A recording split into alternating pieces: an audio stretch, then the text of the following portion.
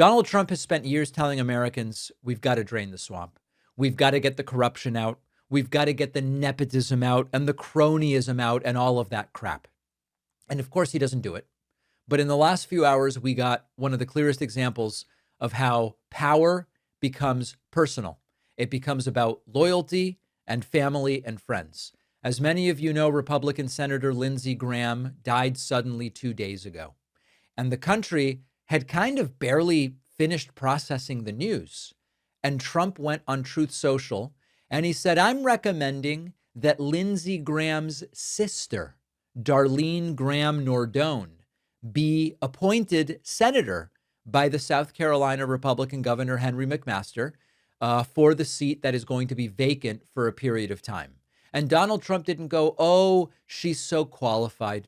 She has such legislative experience. She's the best person to represent the millions of South Carolinians. It would just be a tribute to Lindsey. That's Donald Trump's argument, posting to Truth Social, quote, I recommended to Governor Henry McMaster Lindsey Graham's wonderful sister Darline to serve as interim senator from the great state of South Carolina. This would be a fabulous tribute to Lindsey, who loved her dearly. And then Governor McMaster followed through, appointing her to serve the remainder of the term until early January. They're really doing it. Here is video of the governor of South Carolina appointing Lindsey's sister to become a senator in the U.S. Senate. Oh, my God. Today, under the law, it's my duty and honor to name someone to serve in the place of this irresistible man, this irreplaceable man, this extraordinary man for the remainder of his term. Lindsey took care of his little sister in years long departed. It's my honor to ask his little sister, Darline Graham, to finish his work for him now. And by the way, Darline, I don't know if I told you, but after we spoke on the phone in the wee hours of Sunday morning, and you agreed to serve through tears, earlier, I had wondered what you would say, and I was humbled by your quickness to see the duty that you had to serve.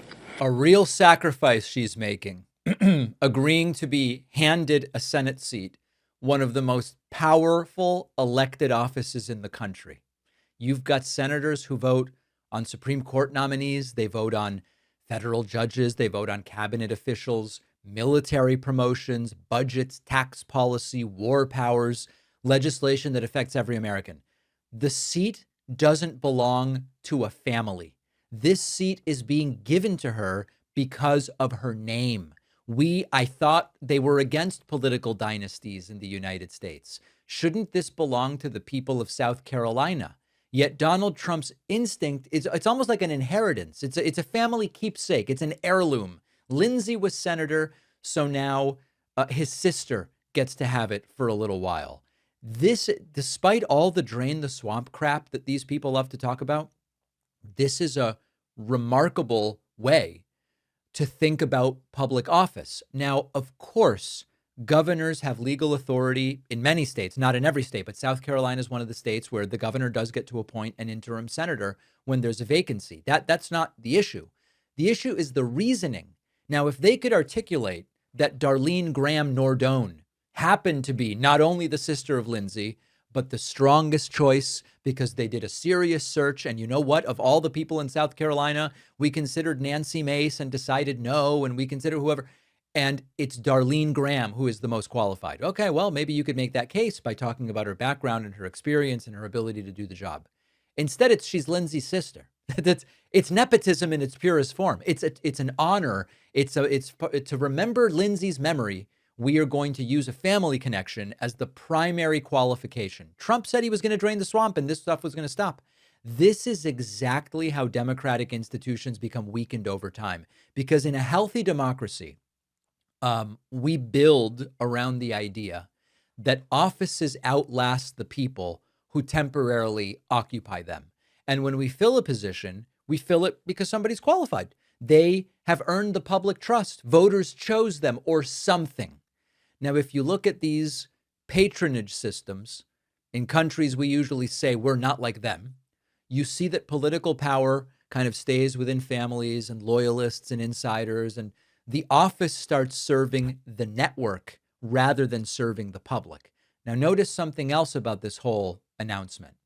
There was zero discussion about South Carolina's needs over the next several months. There's no discussion of, listen, South Carolina's economy is in a tough situation. Military bases in South Carolina, agriculture in South Carolina, ports, hurricane preparedness. There's nothing here about representing constituents. It's just about, it was Lindsey, and now it's Lindsey's sister. Donald Trump also, as always is the case, making everything about himself and what's good for him. And he posted another Truth Social where he said, quote, "In honor of Senator Lindsey Graham, a big supporter, the U.S. Senate should pass the Clarity Act. China and many other countries would like to take complete and total control of this major financial happening, as well as AI, where we are now leading, but where they are fighting hard. Don't let China win on either subject." In honor of Lindsey Graham, what the hell are you talking about? This is just, hey, I want this thing.